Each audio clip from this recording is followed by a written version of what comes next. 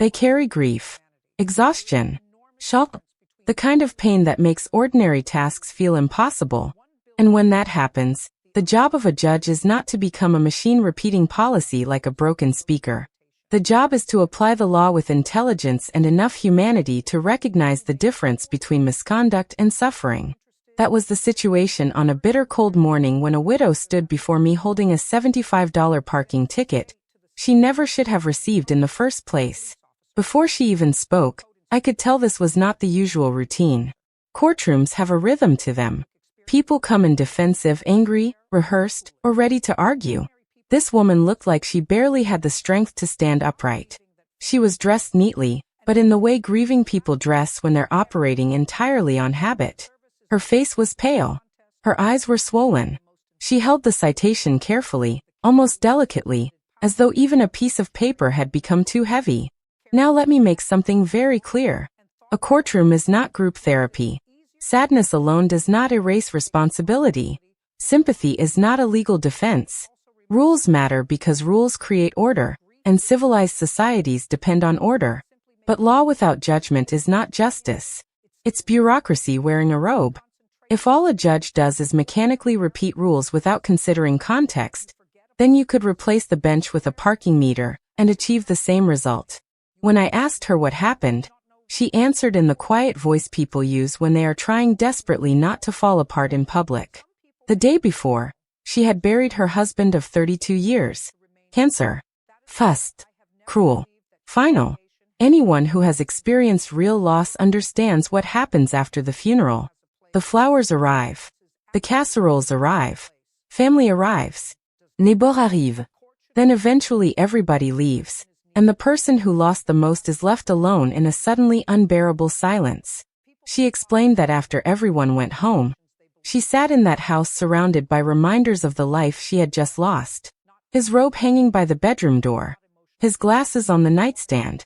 His favorite mug still sitting in the kitchen. Every object had become a wound. So sometime around 2 in the morning, unable to breathe inside her own home, she got into her car and drove. She drove past places that mattered to their life together. The restaurant where he proposed. The hospital where their children were born. The park where they used to walk together. Finally, she drove to the cemetery and parked near the gate because it was the closest she could get to him. She sat there in the dark talking to her husband, because grief does not suddenly become logical just because paperwork says someone is gone. Love does not disappear because dirt covers a casket. She stayed there until sunrise. That was when a parking enforcement officer saw her car and issued a citation for parking in a restricted area. Now let me say something plainly. I'm not arguing that signs don't matter. I'm not suggesting rules vanish because someone is suffering. What I am saying is this. Authority is supposed to come attached to judgment. If you see a grieving widow sitting quietly outside a cemetery at dawn, not blocking traffic, not creating danger, not disturbing anyone, perhaps this is the moment to act like a human being instead of a clipboard with legs. Rules exist to protect safety and order. They do not exist to punish heartbreak. I asked her a few simple questions. Was she causing a hazard? No. Had she ignored previous warnings? No. Did she argue with the officer? No. Was she parked there out of convenience or selfishness? No. She was there because her entire life had collapsed less than 24 hours earlier, and she was trying to survive the first sunrise without her husband. That context matters. Too many people confuse rigidity with wisdom. They think saying rules are rules proves moral strength. It doesn't. A child can repeat a rule. An adult in authority is supposed to know when enforcing the rule serves a meaningful purpose, and when it merely adds cruelty to suffering. Parking enforcement is meant to maintain public order and safety. It is not meant to punish a widow for grieving quietly in her car outside a cemetery. So I looked at her and said exactly what needed to be said. You were not joyriding. You were not shopping. You were not trying to avoid responsibility. You were sitting outside a cemetery after burying your husband. That is not misconduct. That is grief.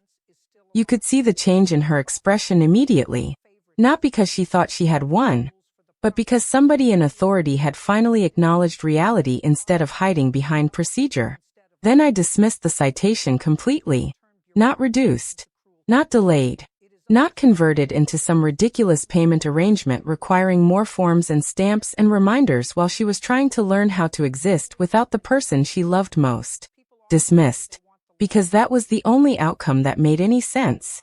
Now people always ask the same question when mercy is involved. If you excuse her, where does it stop? It stops exactly where judgment says it stops. Courts are not vending machines where people insert tears and receive automatic forgiveness. This case involved specific facts. No danger, no disrespect, no repeated misconduct, no selfish motive, only grief. The law allows discretion because life does not arrive in identical packages. Without discretion, justice becomes an assembly line. And once ordinary people believe the system cannot distinguish between vulnerability and wrongdoing, they stop respecting it. That matters. People comply with institutions they believe are fair. They resent institutions that behave like emotionless machines. After I dismissed the ticket, the woman began crying quietly. Not theatrically. Not manipulatively.